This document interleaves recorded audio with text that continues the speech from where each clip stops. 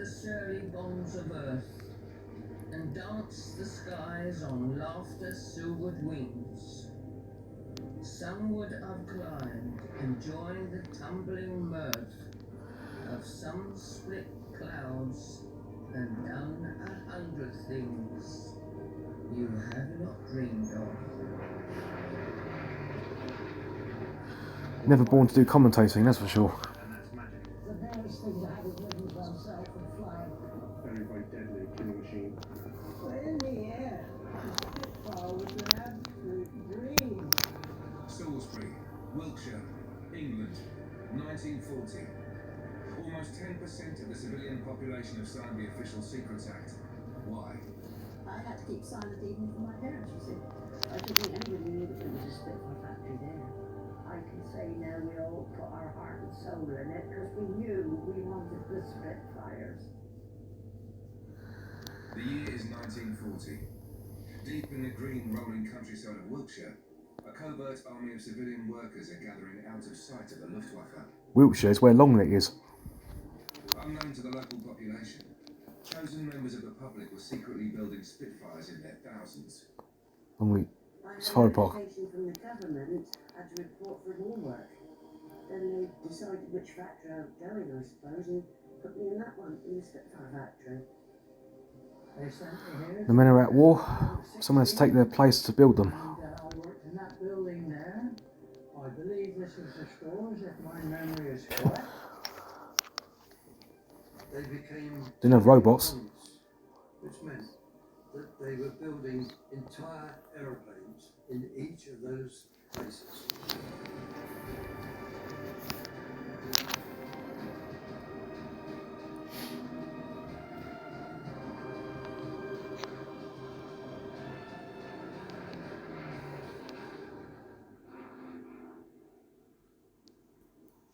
Since the declaration of war against Germany in 1939, England had been relatively safe from attacks.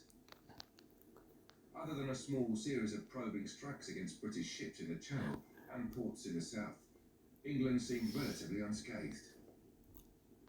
No one knew how long this would last, as Hitler was still debating whether to invade Britain or Russia first. But the calm never seemed that real. For the story on the other side of the water was not the same.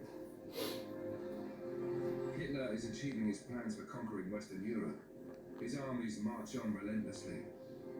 The vastly superior forces crush and destroy all in their way. Over 100 million people are under the control of the Nazis.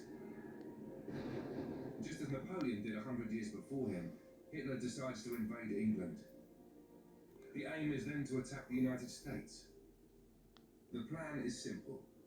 Knock out the RAF and its bases, get control of the air and the channel, bomb and destroy communications and transport links, and then send in the invading forces. With their vast superiority in the air, resistance would be futile.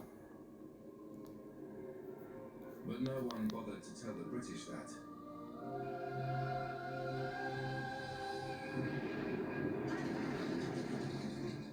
What the Nazis didn't realise was that the outnumbered RAF had a secret weapon. The Spitfire.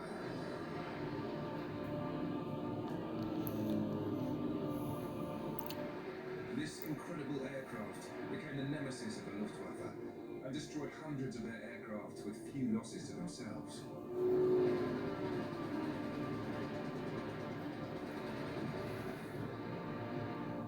This resistance was intolerable to the Nazis.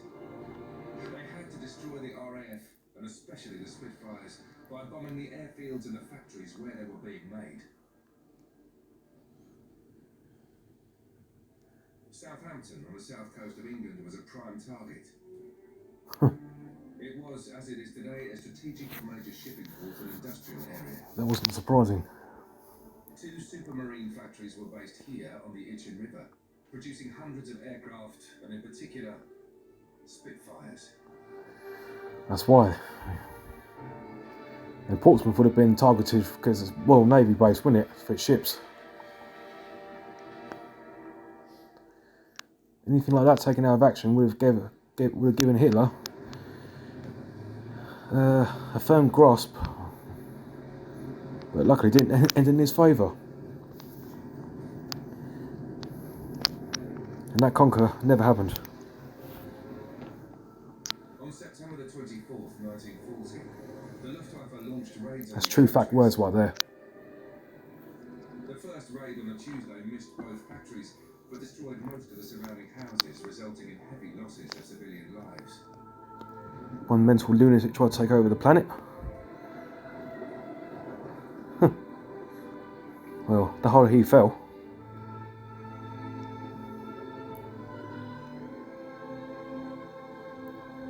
2 days later, on the 26th, they returned.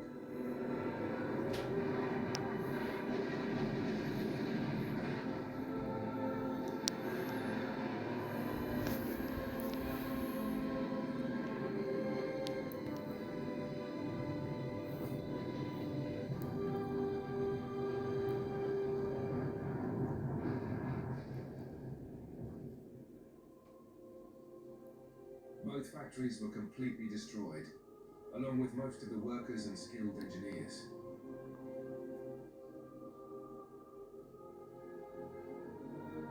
The Nazis had achieved their purpose.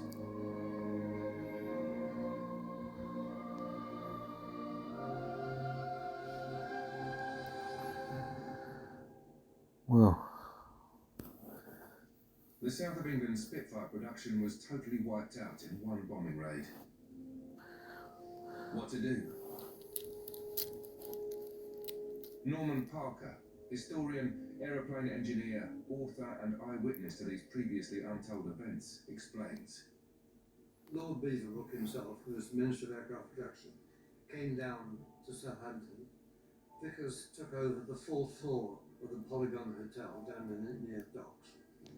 Overnight, Beaverbrook decided that the whole of the Spitfire production in the southern England would be dispersed. Totally dispersed. A radius of 50 miles around Southampton. A bunch of engineers, and they were given a car, a set of maps, and a policeman in uniform. And they were told to go out and find places which would be suitable for us to use for Spitfire production. And this policeman was in there to enforce the law. Reading was chosen as one centre, as was Trowbridge. But Salisbury was the main dispersal site, and became the biggest and most productive site of the three. They asked about 30 of us, would we transfer to Vickers Supermarine Service Department to work on the Spitfires, do the same work on the Spitfires we're doing in Wellington. And they were short of people. So I transferred over to Supermarine.